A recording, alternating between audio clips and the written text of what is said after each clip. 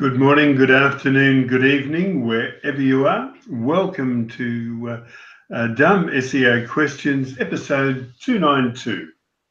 Each week we meet here to answer the questions asked on the SEO Questions community on Google+, and the Dumb SEO Questions Facebook group. With us tonight we have Tim Capper. He's just parachuted in from somewhere. He's CEO of onlineownership.com. He's based in the UK, at Corby, about 100 miles north of London, and he's a Google top contributor on the Google My Business community. William Rock has been able to join us today. William is based in the USA, Kansas he is. And he's also a Google top contributor on the, which is it, web search, William? Yes, sir. Web search. Cool, mate. All right, let's go to our first question, if I can find it.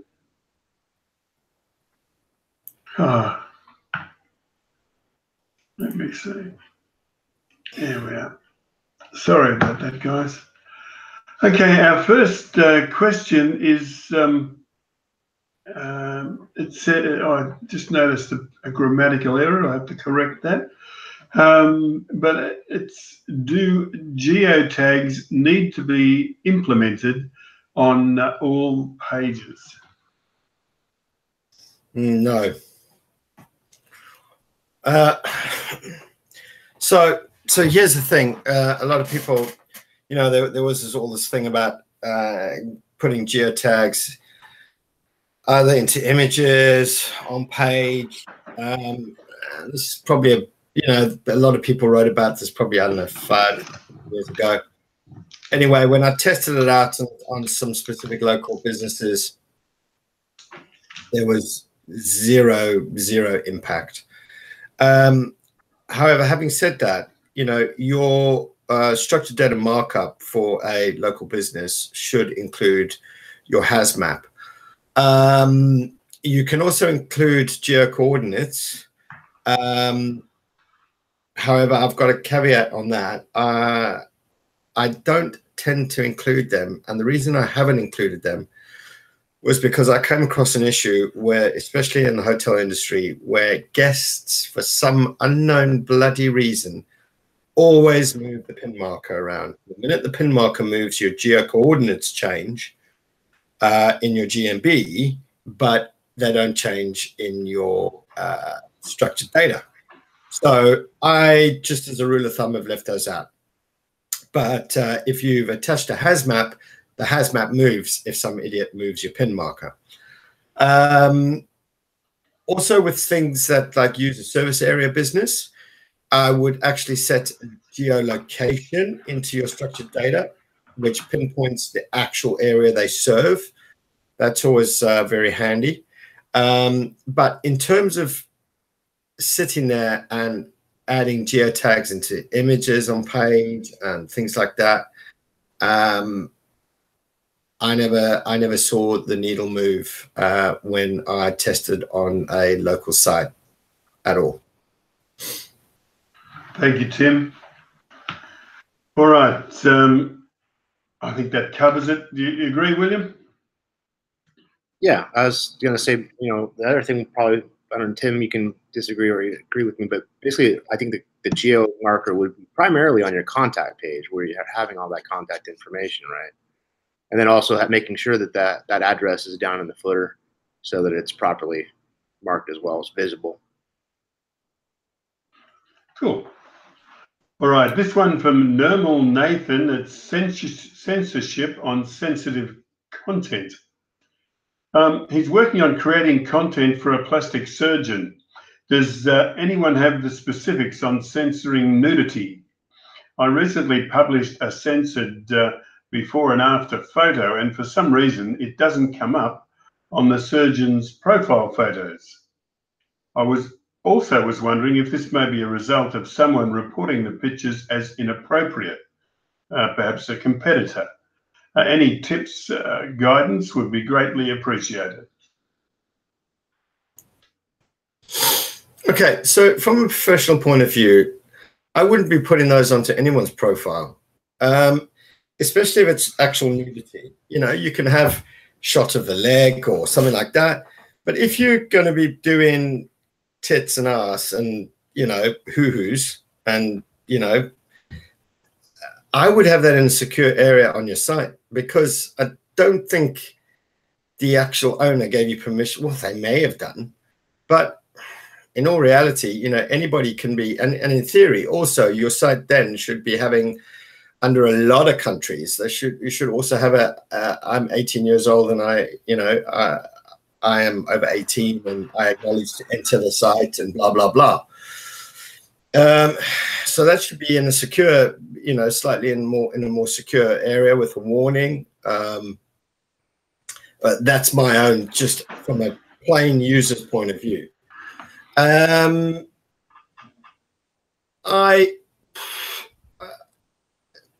Yeah, and what do you mean by profile photo? Look, if you're adding that anywhere onto, when you say profile, I don't know, are you talking, if it's anything to do with Google, Google has strict guidelines on that, whether it be AdWords, whether it be GMB listings, whether it be Google Plus, social profiles, it all falls under, and a pretty good rule of thumb is they all have their own type of guidelines, but the good rule of thumb across the board is if it's not allowed in AdWords, it's not allowed the rest.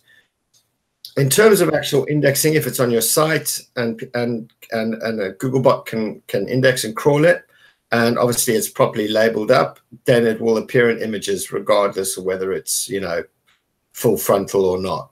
That will appear there. But like I said, in terms of client privacy, and then they probably agreed to allowing it, but I just probably would have that in a secure area on your site. Yeah, and anybody can report any image, but that's a good rule of thumb in terms of Google and Google products. Cool. Also, I don't know the percentage of people that use Safe Search, but that would immediately rule them out, yeah, Tim? Yeah. No. Safe Search is going to be pretty strict on anything that's going to have a classification of I mean, I think image search AI is getting a lot smarter with the way it can identify a body. But yeah. That may bring up a bigger thing if there's a lot of pages that have that kind of stuff, and those are the only ones that have, you know, influential content that's rankable. It may actually affect the Safe Search setting. If it's turned off, I mean, there's a lot of people that run around with Safe Search completely turned off anyways. So, but I don't know how it would affect ranking though. I would probably say that it's like Tim, it falls in that classification of AdWords. And if AdWords bot can see it and basically says, no, this is a violation, I would imagine that the rank bot could just basically say, okay, either have the adult. I think there's an actual hash or a meta tag that would say a classification that it might be adult material. I don't know. Yeah, that's why I would keep certain images. Like if I were images of breasts, there's simple things like, you know, when it turns into porn, it's like if the nipple's shown, you know, so keep that slightly out of the shot and then do another one. And if you are going to show things like that, you know, have another section where, you know, because even for the simple fact that, you know, just a client could be sitting at home, have that, looking at that on their laptop, and then they go away and then they come back and their kid's sitting there going, oh, what's that? Yeah, I don't know. For me, if it's a professional setup, it should be separate. You know, I know you want to show it, but definitely have a little thing where they've got to physically click and say, right, these are full frontals. The other ones you show, you know, with a bit of modesty preserved. But yeah, I don't know. It's entirely up to you. Well, you can even have basically you know, so like Tim mentioned, password protected. Have the username and password, a simple username and password where they can type it there, but then it's still protected by the search engine, so it's not visible to the search engine. The person still has to log in. But yeah. Okay, we've covered that. Well, actually, no, we uncovered that. It was uncovered. Whatever. All right. Next is from Paulo Caesar. He's asked a number of questions of us. It's titled Competitor-Based Keyword Research. Paulo said, "Hi guys. When the question is competitor-based keywords research, which tool do you think is the best, SEMrush or Ahrefs? Can we discuss technical aspects?" And he said he's thankful. I'd just like to point out that SEMrush provides or some of the members of our team with the guru access to the SEMrush suite of tools. And we're very grateful for that, but it doesn't colour what we have to say.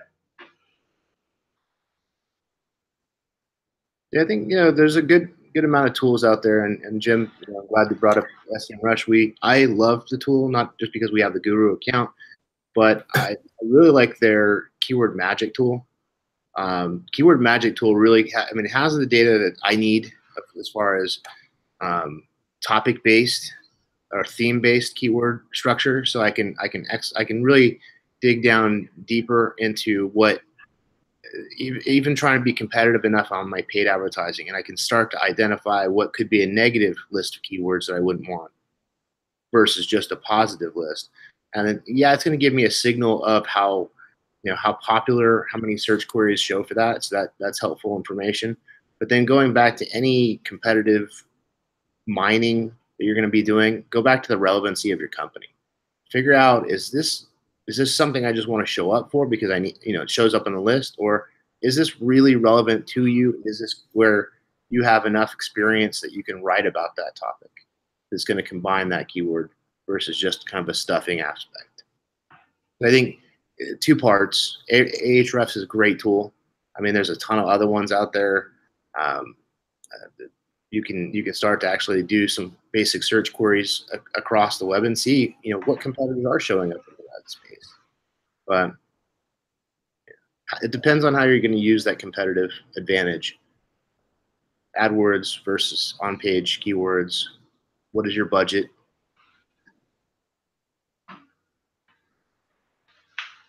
Thank you, William. David Razan. How are you, mate?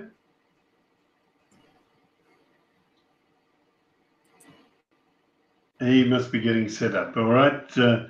We'll move on to the next. This one from Martin Maguire. He said he's looking to figure out what to do with hreflang tags. Martin said, "Hi guys, I'm looking to figure out what to do with hreflang tags for a client.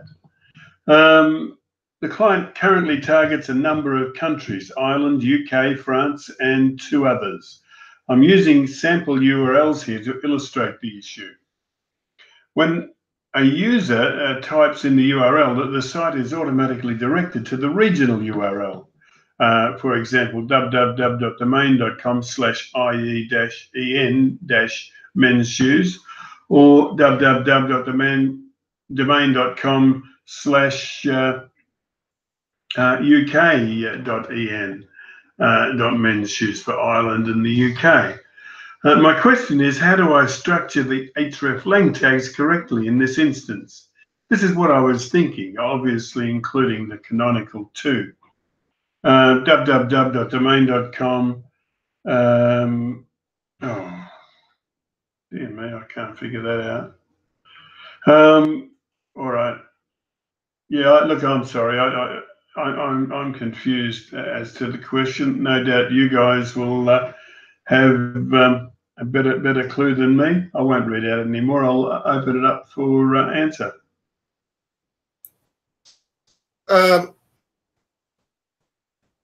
Yeah, so for Ireland and the UK, you need to obviously add in, and I suppose for French, if it's just for France or French, but yeah, you do need to add in the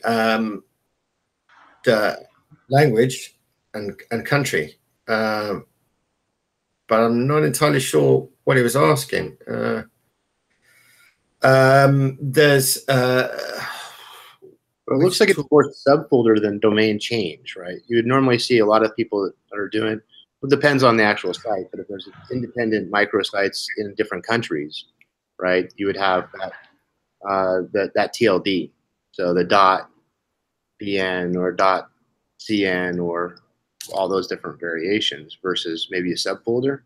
I think Google can identify pretty quickly if it's still on that same root domain, right?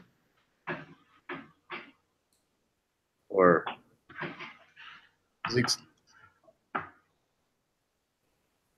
yeah.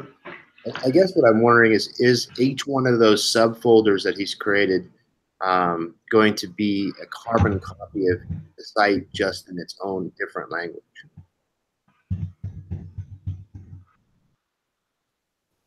Or if he could just use a plugin to do the translation.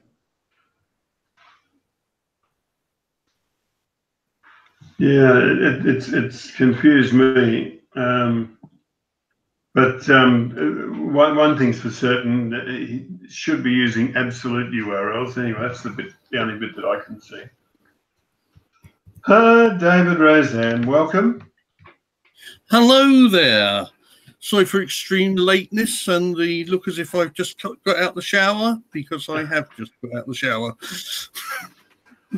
I got stuck on a sweating hot train, and I'm afraid I decided to sort myself out before I attended. Anyway, good week and stuff. Terrific, David. David is based in the south of the UK. He's proud to call himself an SEO. He's a leading internet marketer. A copywriter of many, many years standing, and an SEO copywriter for 10 or 12 years. All right, that's I'll tweet that. I think I already have. I'm not sure. Where are we? Apparently not. All right, Muhammad Ali Khan wants to know, will Google penalize me for posting the same content twice? I have a dumb question. If I have a store on Amazon and I want to create a website for it, if I copy the product description, the one I already posted on the Amazon website, onto my new website, will Google penalize me for it? I have a feeling that it will, but can anybody please confirm it? Well, it's not going to penalize you, but it's going to take what they perceive to be the authority on that particular product, and that across the domains, and that more than likely your Amazon will appear above the other one. You know, a lot of sites copy and paste and just chuck in the same product manufacturer's description. And ultimately, in that case, when you've got 50 people selling the same watch with the exact same description, ultimately it boils down to a lot of things: the site's authority, how you know, and different things towards the product. But generally, your Amazon will outrank the other one all day long. So if you're actually wanting to physically sell more on your site, and you just keep it exactly the same, it's 9 times out of 10 your Amazon one will be showing all the time anyway. So I would just spend an additional half hour, 40 minutes, an hour, and just fine tune the content you're putting onto your site. Excellent, thank you. All right, anybody else? No, I think that's about the size of it. I agree with what Tim said for once. Also, some great answers on the Dumb SEO Questions Facebook group. All right, Kiram Aziz, he said, Google is marking all HPTP sites as non-secure. Are you ready for the HPTP slapdown? From Sunday, Google is marking all HPTP sites as non-secure. Did you make the HTTPS switch? I'd like to point out that it's hardly a slapdown. It's anyway. How are you guys finding it? I prepared for that one with all of my clients back a couple years ago. So trying to migrate all of those sites, I may have one straggler still out there to migrate, but for the most part, even one that I've done recently went rather smoothly. I mean, there's a lot of different preps you need to do in the process of doing that, but making sure that you have a proper SSL, where are you buying it from? But at the same time, is looking at once you do it, make sure that your error log doesn't show a whole bunch of 404s that are going to the wrong page. The other thing to keep in mind is, I like SEMrush for when it scans through for HPS. It allows us to really see quickly what is not correct in there. So the score, if it's pointing back to, so you may have a whole bunch of hard-coded links that point right back to an HTTP, without the S, that is now unsecure data. So you might have that message pop up that's not secure. But just looking at a clean overall picture is important. Make sure that you transfer or set up the new Webmaster Tools version for HPS. Make sure that's done, prior to as you're going live with it. So once you've transferred it, I normally do the verification right afterwards, and then Google will automatically start crawling and find any new issues that it may have. Yeah. Yeah, I see Paul Thompson, and I must call out all of the people that answer questions for us through the week. But Paul Thompson is one of those people. He said Google's only indication of the more stringent, not secure warnings is that it will happen in July. And apparently this, in a second comment, this date is around about July the 24th. Okay. And I think the other thing to think about is there's a lot of articles on it, on what to do to transfer over to HPS. Google's been talking about this for many years. So it's kind of a lot of different warnings. It doesn't matter if you're a blog or a store. They're trying to actually secure the web. And I think there's actually free SSLs out there as well. So, okay, this is kind of slightly off topic here, but you know what really absolutely completely grates me here? Tim, control yourself. I'm going to have to mute you. Sorry about that. The thing that really winds me up about this is the complete misnomer that HTTPS is like secure, for a user. Well, it's not, and it just really, really winds me up how, Google puts out these public service kind of things for users on how not to get scammed online. And you get, I don't know about if you get them in the US, but in the UK, we get these like, if somebody got ripped off online in the article that's written by the newspaper, they say what to look for. Look for the little, look for the HTTPS. Bullshit. Because even a scam artist would just run it on HTTPS. It's like, that just seriously winds me up, the disinformation that they've put out there to, about HTTPS. If anything, a scam artist would use HTTPS because then he's protected his scam exactly between the scammy and where his bank account's going. You know what I mean? It's like, it's such a load of twaddle, man.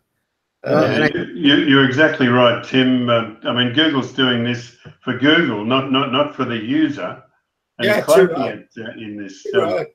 And the only reason that they're really doing it is because it makes it harder for spammers to be spinning up sites if they've got to HTTPS. But I think what will happen is that the majority of people will not care. The people just will not bother, won't care. Anyway, thank you, Google. Yeah, and to add to that, Tim, I think you're right. It's not going to secure your site or stop the spammers, but I think it's a one level that Google is kind of doing with the education process of trying to grab some webmasters' attention. Look at WordPress, for example. I think what 70–80% of websites are built in WordPress these days. So an HTTPS is not going to completely secure your site. I mean, that's where other tools come in place for security audits of your website, making sure your website plugins are up to date. I mean, there's a lot more that goes to the security aspect than just HTTPS. But if it's your money or your life website, then move to HTTPS, and then also make sure that you're doing something to protect yourself against hackers. Yeah, but that again, you see, now that to me seriously fucks me off and all. This Google's guidelines, their manual on your money or your life, and I'm seriously getting wound up, totally pissed off with this from the disinformation they put out there. It's do one thing, but we'll do what the fuck we want to do. Because hey, just search payday loans, man. I've been screaming at Google for the last 3 months, man. Payday loans, but boom, they're back. Every single Tom, Dick, and Harry's even. You probably saw that one I was taking the piss out of Google, where no, the Maltese embassy doesn't operate a payday loan center. I did see that. Yeah. Do you know what I mean? It's like it's rampant and rife. And I'm sorry, but Google should stop harping on about all this bollocks if they don't take care of their own in-house stuff.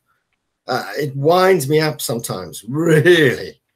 No, I get you. I think, for me as working in businesses, I think the way I look at it is I'm not really caring about what Google's saying. It's just a matter of what I would normally typically do for any e-commerce. I mean, since I've been building an e-commerce website, the darn thing is HTTPS, but I'm not.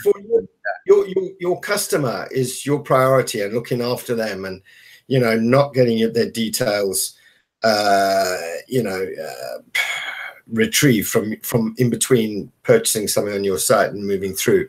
100%, your customer is your priority. My flip side is all the disinformation and bollocks that Google shuts out there to try and get, just tell them straight, give them the straight. I just hate disingenuous crap, like from anyone. Tell it to me straight and say, this is why we're doing it, and blah, blah, blah, blah, blah, and excellent. Don't give me the bollocks, because anybody with half a brain realizes that HTTPS is not secure. Yeah. Well, in the migration, there has been reports of traffic dropping and then coming back to normal. So that's something else. I mean, and that's going to happen if basically you create a new webmaster or search console interface, and they're going to go out and crawl again, and it takes a little bit of time for that crawl to actually happen, but you're going to be back in the index again. So as long as you've done everything, get a checklist and migrate over. But okay, well, we could debate this all day, but let's call a halt. Let's go to the next. Another one from Karim Aziz. He said, is cold emailing a useless tactic for guest post outreach? What other methods do you guys use? Is cold emailing a useless tactic?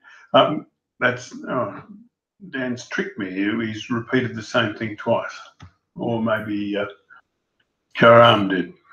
I'm not going to say it's a useless tactic, because on the face of it, if these companies weren't getting some form of response, then they would stop doing it. It's like, I'm the prince in Nigeria and I've got 50 billion in my bank account and I want to give you 5 million anyway. Once that became such common absolute knowledge, have you received one of those I'm a Nigerian prince emails in the last year? I haven't. So when something from people becomes less effective, they tend to not do it anymore. So I probably still get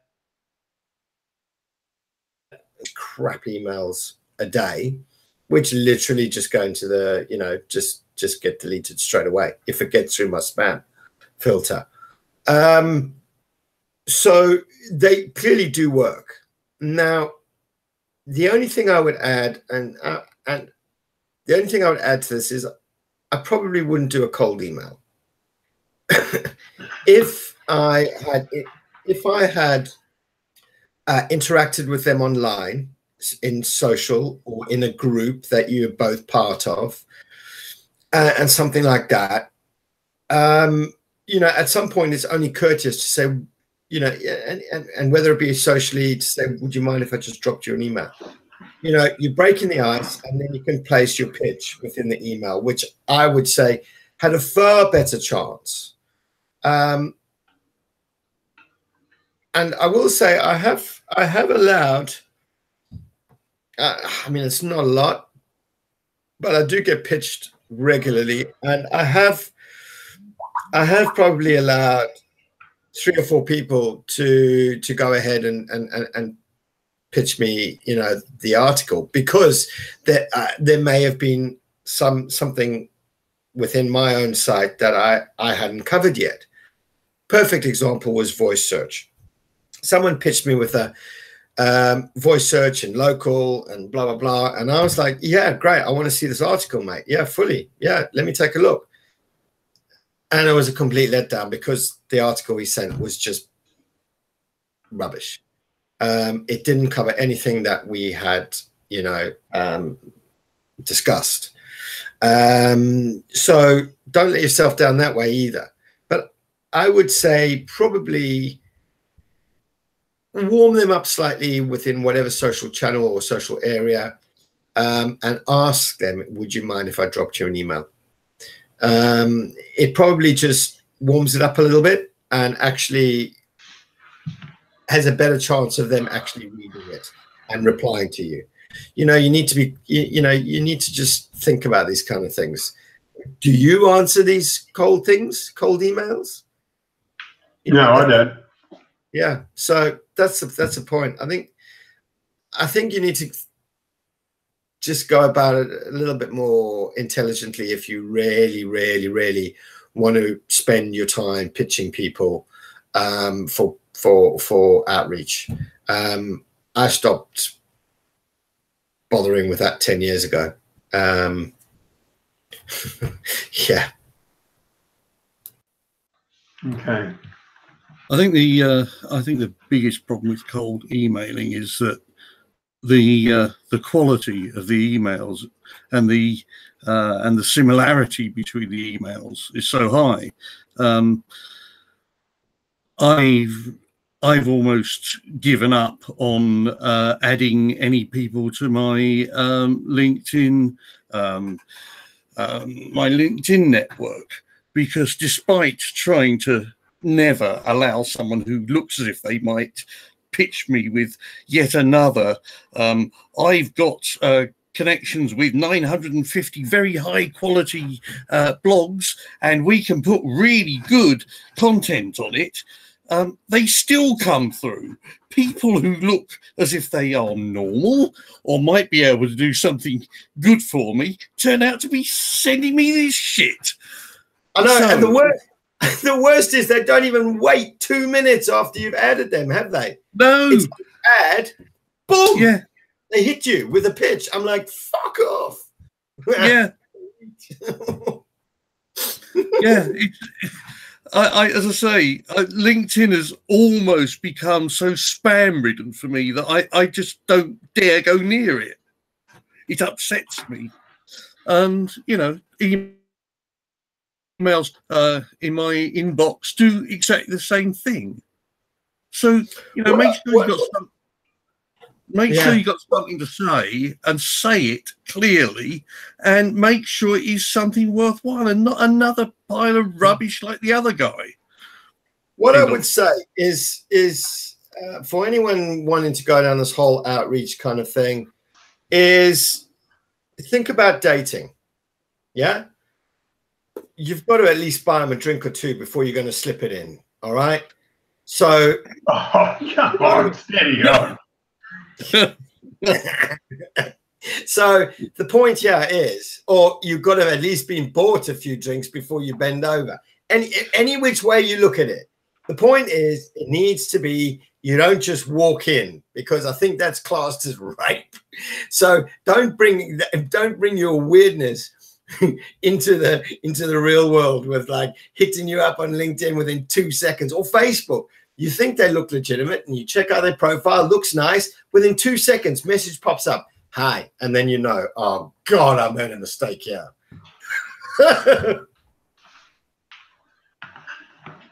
Yeah. All right.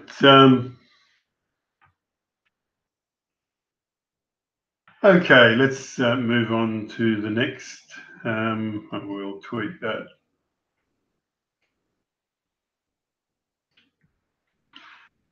Up to number 8, we've got 4 to go after this one. Paulo Caesar wants to know how to use SEO actively in order to increase traffic. It's the title. He said, hi guys, which strategy do you suggest to implement to a client in the guns and weapons niche? As we already know, Facebook ads do not allow this kind of advert.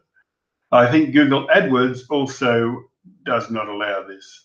So how about SEO? How to use it actively and properly in order to increase traffic? Thanks. Well, SEO isn't like dependent on Facebook ads or Google AdWords or anything like that, you know. I would, you know, guns and ammo would be marketed online in pretty much the same way, because there isn't a restriction on what Google's going to show in the search results. So if somebody searches for the best or ammunition, or, you know, can you recommend me, I don't know, a 9mm with a, you know, a custom grip, or who can do custom grips on 9mm, or I'm looking for a speed reloader, or whatever the case may be. Just because of what you isn't restricted in what's in the search results. So the ethos about, you know, obviously properly optimized site, creating a good user experience, good content around the products, information around the products, etc., video, whichever. So that's obviously, you know, totally separate towards what you initially were saying was Facebook ads and Google AdWords and things like that. Yeah, it's the same applies with a local GMB listing. Gun stores can have a GMB listing as long as you don't show a firearm. I'm not so sure about ammunition, but I suppose the ammunition would go within the, yeah. But as long as you don't show it, but you can still create really nice images, you know, that showcase your product in that sense, you know, whether you use cowboys and cowgirls or whatever floats your boat, special forces, but the point is you can still use really nice images, but you just can't obviously use restricted images. But for SEO, that's completely different from what you can show to paid platforms. SEO is normally not necessarily, you know, you kind of think organic and not paid, and therefore you're open to producing whatever you want in the best form of content you want in order to achieve positioning for a user's query. So kind of got to separate the two, differentiate the two things that you've asked there. And I like your idea about even accessories, like the custom grips or something like that. Focus on some of the things that you have that are accessory-wise that others may not have, that are interest. Build an article, maybe a video around it. But then, you know, those kind of opportunities like GMB, I mean, you could probably have the accessories on the GMB listing, but not anything like a picture of the gun racks and all that stuff. And that's going to be a little trickier when you're doing inside shots with that type of business, but the outside shot, okay, there's no, I mean, you got a building, great, but then focus on some of those accessories, get people excited about different aspects about it. So, and then education. I think education is another thing that you can focus on too, is gun safety. And, you know, as you're doing a lot of that stuff, you might have, you know, conceal holsters that easy to you know, remove that weapon quickly, or comfort, when you're actually concealing, what's the comfort level of that accessory. There's so many things that you can leverage that will get you that SEO aspect that you won't really need to have the Facebook or the AdWords platform or any other advertising that's going to be banning that. I think even with, I'll just use the paintball example. We couldn't do ads because we did have guns actually available on the website itself. So even though I wanted to try to sell accessories, I still got banned for the fact that I had guns that people could buy on the site. So, the restriction goes pretty deep on that one. Whereas like Google said, hey, if you build a separate site for just paintball accessories, I got away with it, But then they found out that I had links back to the actual main website that happened to be where you can still purchase the guns and the paintballs. So it's kind of a tricky situation. But yeah, focus on your content, figure out what visitor experience looking for, what are they looking at, and how can you best give them that information. And Google will find it. So will Bing and all the other search engines. Okay. All right. Let's go to the next. Corey Holmes said, hi, I have a quick question. I'm working with a one-page site that uses only H2 tags for the section headings. Do I need to change these to H1 tags, or does the uniformity of all the H2 tags have the same effect as, say, all H1 or all H3, etc.? So I'm going to give my usual bog standard answer here. This is not a priority to you. The rest of your site's a priority. If you've eventually got to the total end of the list and the client just gave you another $1,000, then you could say, all right, I've got nothing else to do. I'll change these around. No, it's not going to make a difference. An Amazon page has like typically almost 11, 12, 13 H1 tags flipping everywhere and not an H2 in sight. But they make 60 billion a year, whatever they make. This is your last priority if you've got nothing else to do. Changing your H1 and your H2 around is not going to bump you from page 2 to page 1, position 1. It's just not. So ideally you want to have it properly structured, but it wouldn't be the top of my list. It would literally be at the bottom to get things sorted. I kind of agree, but this, I think the questioner says this is a one-page site, doesn't it? I'm working with a one-page site. And I think that so there's not a lot of work to do there.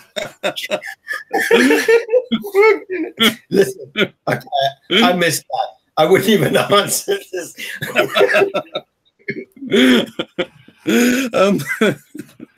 But anyway, aside from that,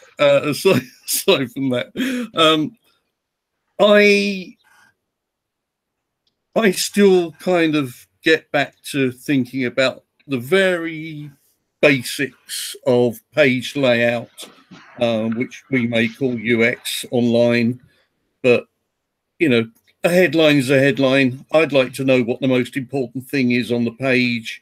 I like the whoever has laid out the page to make life a little bit easy for me. So I like to have one H1, or certainly one visible H1, and the other headings I can see as H2s or H3s.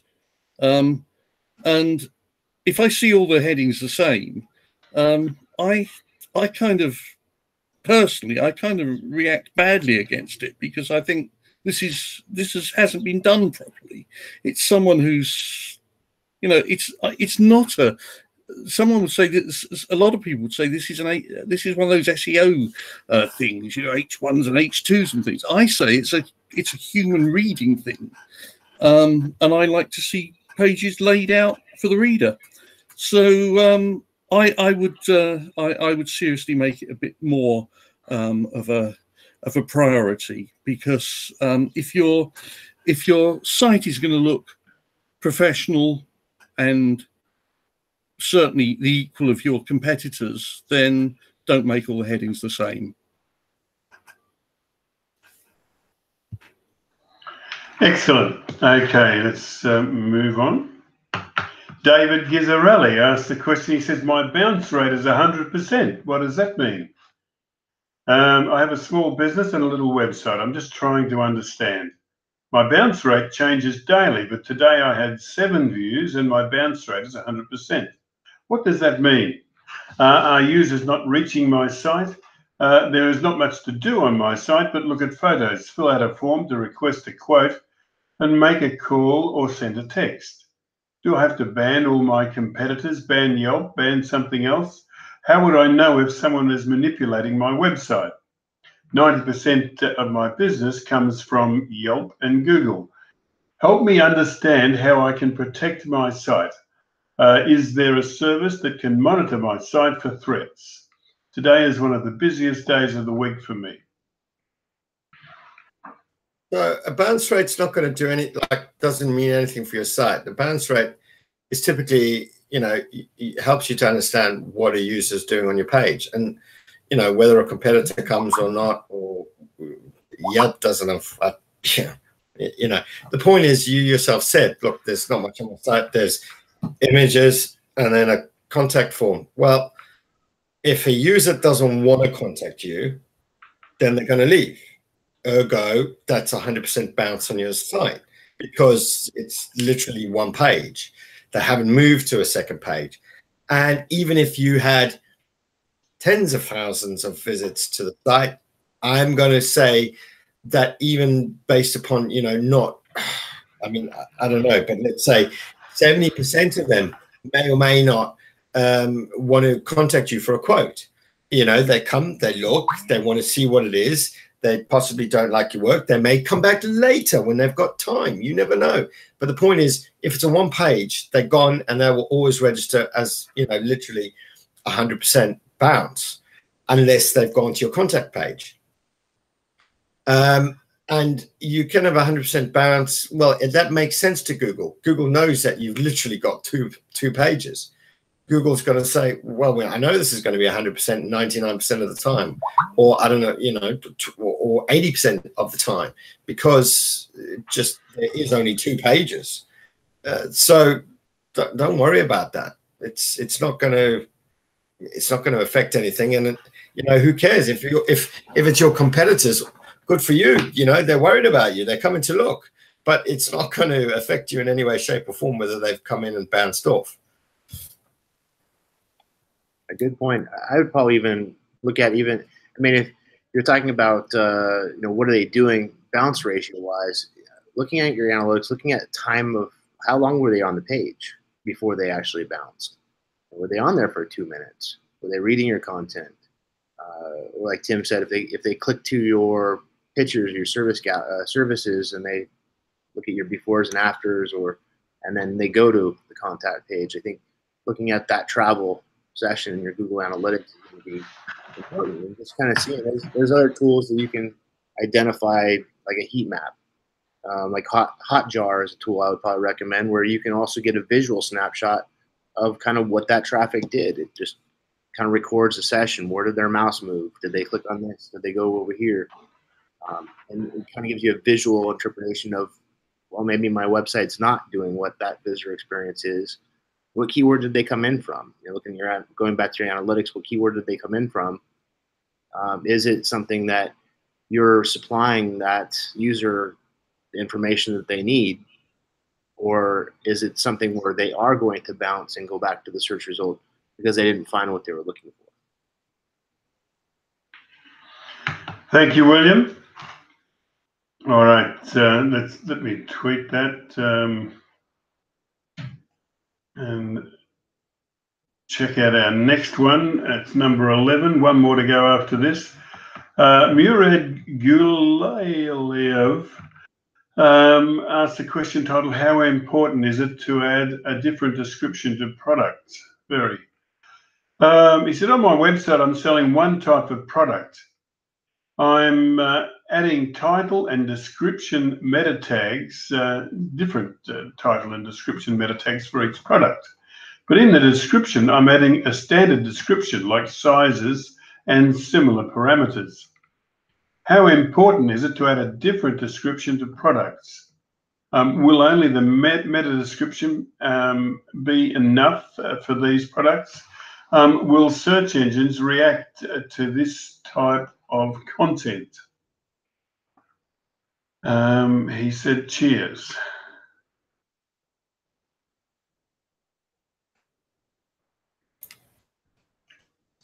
So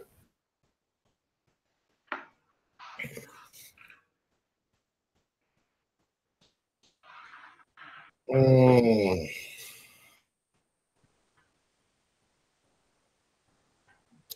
on, you're selling one type of product, but then you're adding titles and description.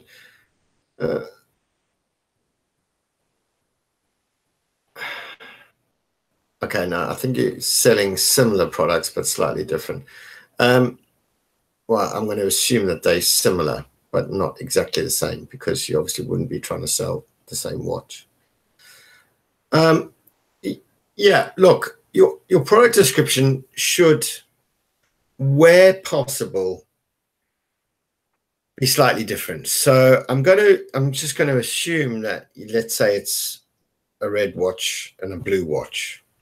That's what I'm going to assume. You know, how can you should try obviously to make them slightly different. If it was just color, you should actually just have the product and then allow people to select the color, not create multiple pages for it. But putting that aside, we're just going to say a blue watch and a red watch. Yeah, you should certainly try and differentiate the product, because ultimately the title may be different, and you know, the description in it, you know, is slightly different, but ultimately it's the product, the image, you know, and the product information that Google also uses. But forgetting about that, think about the user. You know, they literally, if they're looking at, they flip or they open up two products side by side, it's exactly the same. You know, you're not selling it to them. You're not, you know, you wouldn't walk in to a shoe shop and the guy goes, "Hi, welcome to thing," and then the guy, and you say, "Oh, what about, you know, I really like these shoes. Do you have them?" And you go, "Yeah, that's like a blue brogue with a, you know, a leather insole and da da da." And then you go, "What about those?" And you go, and you just say the same thing for every single product, but you can see it's slightly different. And you're like, and that's all you say. I mean, you're not going to sell it. So what I would look, that is in the ideal world. So how can you, because this is the thing that people get to, how can I differentiate the product? Well, start thinking about who the end user is going to be. Start trying to perhaps, I mean, because I don't know what your product is, so it's a little bit difficult to come up with an idea here for you. But if it's a blue watch, you know, do you have similar products within that range that would work with that blue watch? You know, would it contrast nicely with some kind of bluey yellow tie? You know, can you work it that way? The red watch, well, those would go awesome with those red sneakers. You know, try and slightly differentiate it, but to the user, and at the same time upsell. Yeah. So yeah, I mean, ideally you want to have it, you know, in a nutshell, ideally they should be different, but they should be different for your user, not for search engines.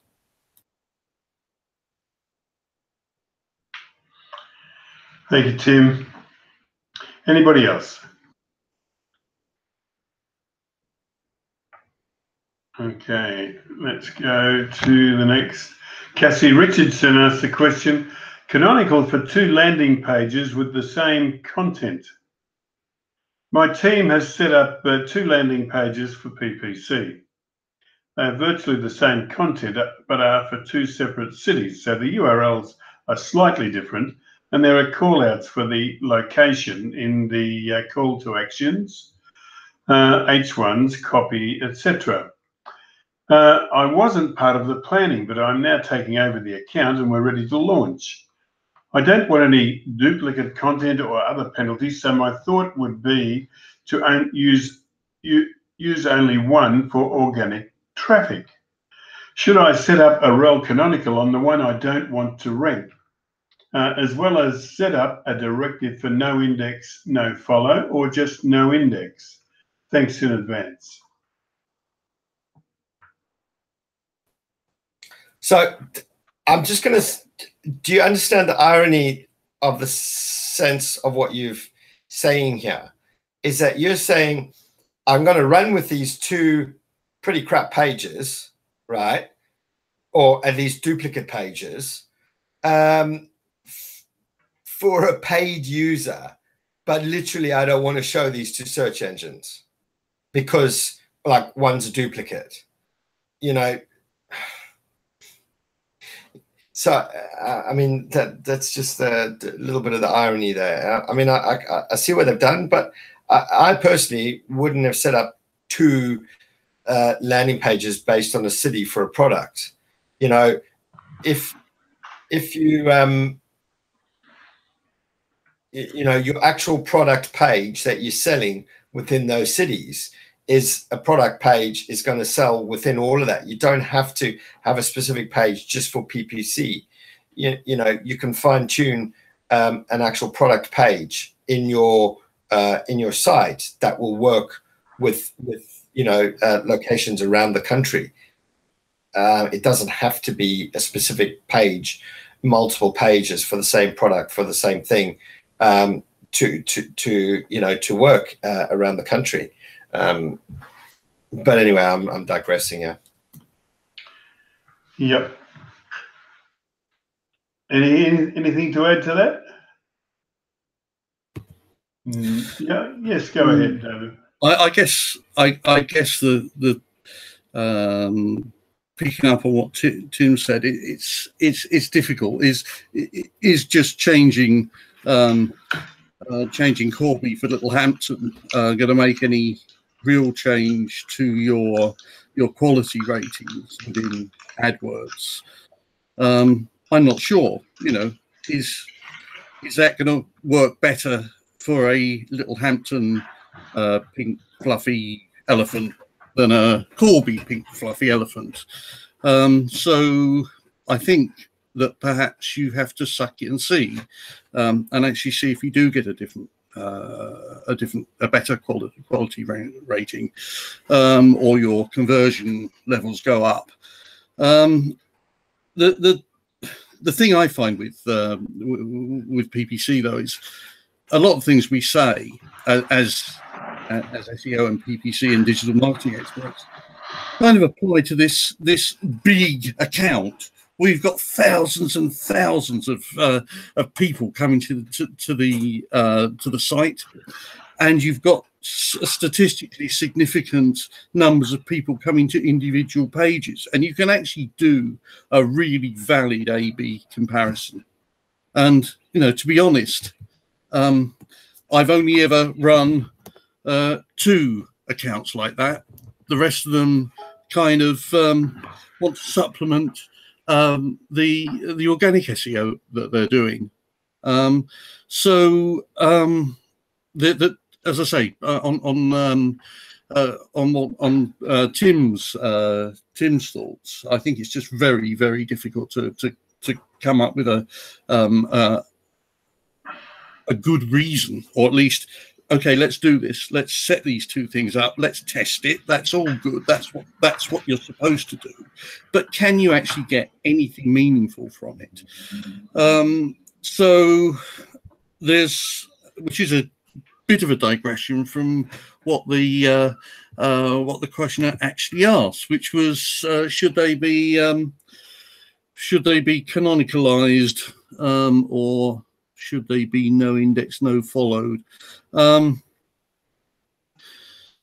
Maybe you have the generic thing that talks about the pink fluffy elephants that you that you sell, but not with the geographical twist to it, and you canonicalize the two to that.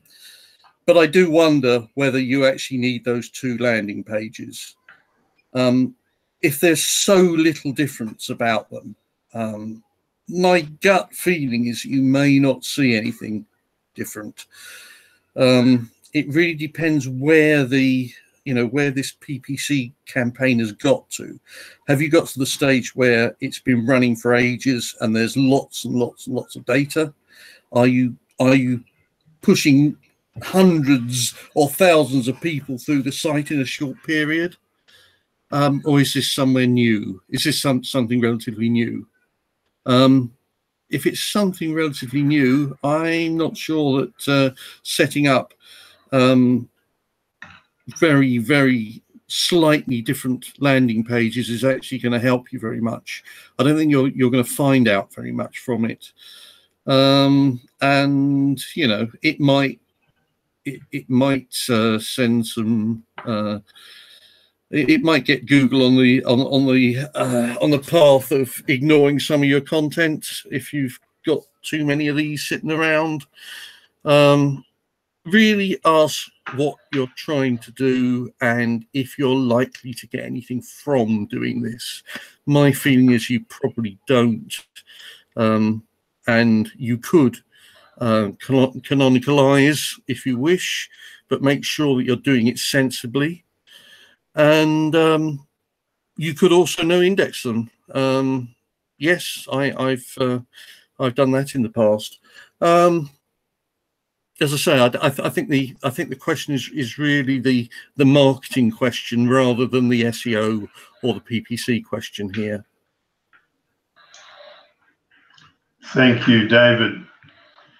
All right, I know what's going to happen when I click this button. Yes, it's thank you for watching time. Okay, we'll be back at the same time next week to do this all again. We thank you for your interest. I see we have eyes watching us now, and we thank you. Your interest in what we do makes what we do worthwhile, and we're grateful that you're interested in what we have to say. All right, we'll be back at the same time this next week, and again, thank you.